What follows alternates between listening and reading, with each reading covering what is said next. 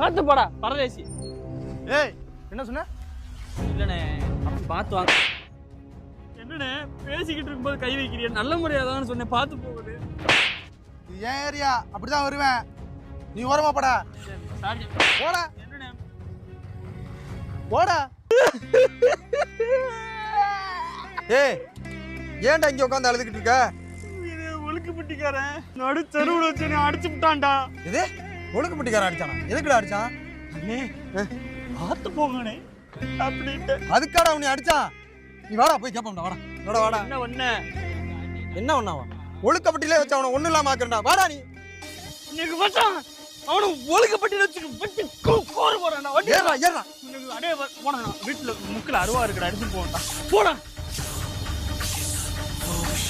ஏய் மச்சான் அடிச்சாரு.